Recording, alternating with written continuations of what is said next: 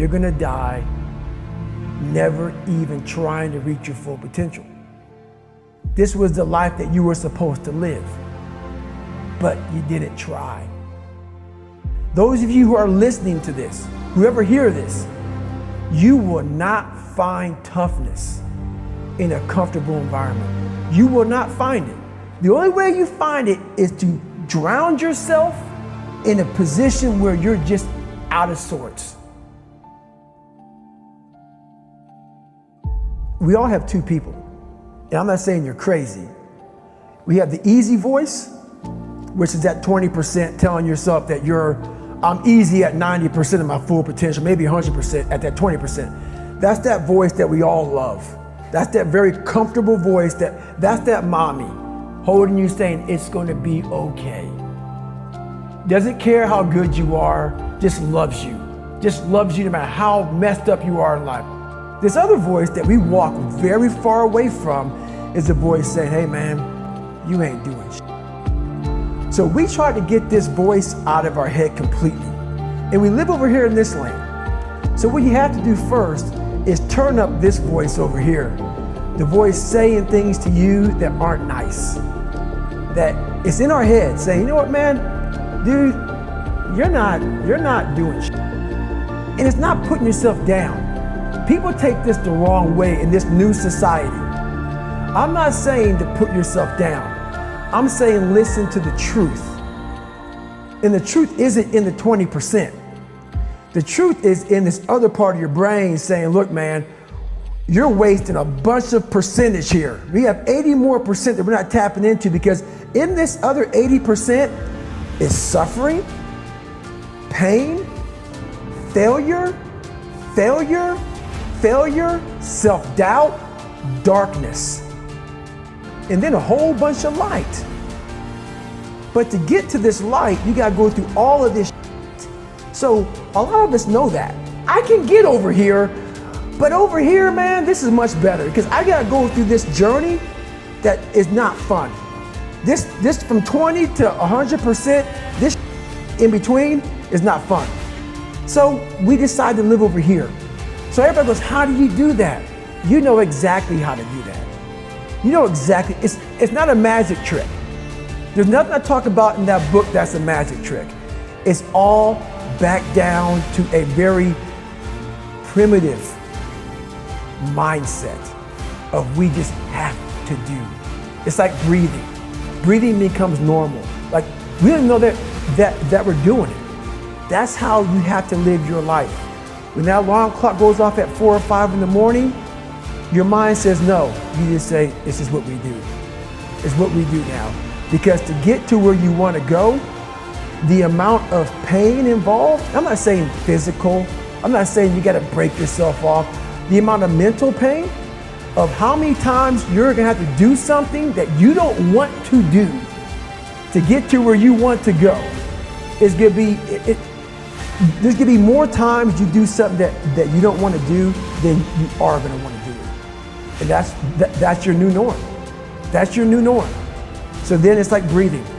And then once you do this over and over and over again, it becomes like breathing. I don't want to live this lifestyle, but to get to the other side of this, I have to. So if you really want it, you realize what trying is and what trying is not. You're not working your butt off hard enough. You're not trying hard enough. We all think we're trying hard, but what are you gauging that off of? I talked to this one kid the other day. College is kicking my ass. I said, what are you gauging that off of? I go, are you trying? He goes, yeah, I'm trying my ass off. I'm studying hard. I go, what are you gauging trying hard off of? Well, in high school, I didn't have to try at all, and I made great grades. In college, I'm trying hard. You're trying hard compared to what you did in high school, which was it came easy to you. So your reality is something you created off of something easy. So you trying hard is 2 hours of studying. I'm gonna tell you a difference in trying hard and trying hard. Trying hard is something in your mind just doesn't stop. Where you know 2 hours isn't enough. When I was 297 pounds and I was fat as hell trying to be a Navy SEAL, the scariest thing in the world to me, even to this day, was that could have been the rest of my life. I thought then I was trying hard. That's the scariest thing in the world. I thought then 297 pound, working for Ecolab, spraying for cockroaches, making $1,000 a month. I thought that was me at my 100% potential. Come to find out, a few years later, I wasn't anywhere near that. 106 pounds less, graduated Navy SEAL training, went on to do all these other things. Looking back on that, that was me trying hard. That's why people gotta understand, what is in us, we have no idea until we start trying hard. And I mean really trying hard, where you're obsessed with, hey, this is my new norm. This isn't always fun. It's not always meant to be fun. And that's when you know you're trying hard. I had this haunting voice in the back of my head. A lot of us have it. We just ignore it. And it was there for years.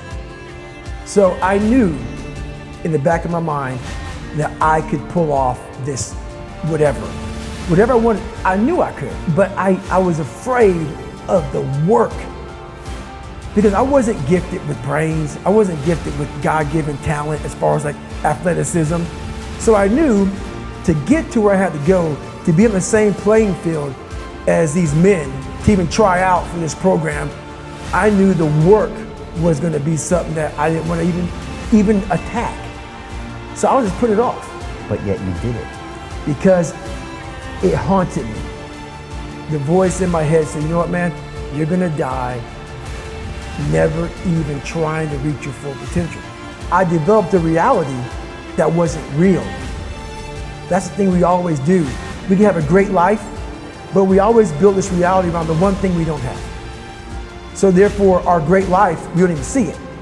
We see the one piece of clothing we weren't able to get versus the amazing things we have. So we focus on that. I was the king of focusing on the one bad thing in my life. The one bad person called me nigger. Everything bad, I focused on that. But over here was a beautiful reality of my life. Even though I came from nothing, where I could have taken my mind for the possibilities of where I can go if I work harder. That was all over here, but I lived in the filth over here. This was the life that you were supposed to live, but you didn't try. Just by going to war with myself every day and putting these challenges and these goals and these obstacles, these insurmountable obstacles. So it wasn't about losing 106 pounds. Me losing 5 pounds was an accomplishment. Me losing 10 pounds and then 50 pounds. And then the more I did this, the more I gained confidence. And then the more I gained confidence, the more I realized, these Navy SEALs, man. These guys can't do what I'm doing right now. I had no coach, had no trainer, had no money. I didn't know how to lose weight. I had no knowledge of what I was doing. I was just working. I was just sacrificing. And then through that, all these different tools started coming up. But I would have never found these tools if I didn't put myself in a very uncomfortable place. We all look for toughness. We all want it, but we look for it in a comfortable environment. You will not find toughness in a comfortable environment. Those of you who are listening to this, whoever hear this, you will not find it. I was trying to look for it everywhere. The only way you find it is to drown yourself in a position where you're just out of sorts, where you can't swim and you're drowning. Where you're drowning. You're drowning in life. But you say, you know what, man? Dad, I'm gonna figure out how to backstroke or something. And then through figuring out all these tools, your mind starts to, when you quit, your mind does this. Because you're out. Once you say, I'm not gonna quit, this is the 40%. When you quit, your mind says, we're done. So it doesn't expand.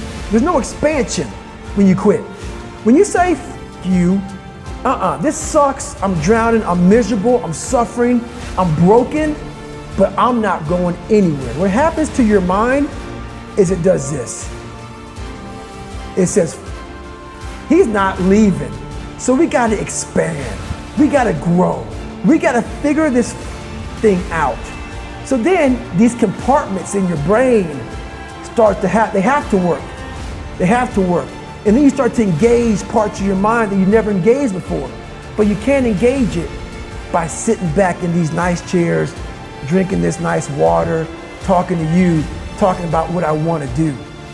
That's where the 40% thing comes in. It comes in when you're in suffer mode and you say, I'm not going to quit.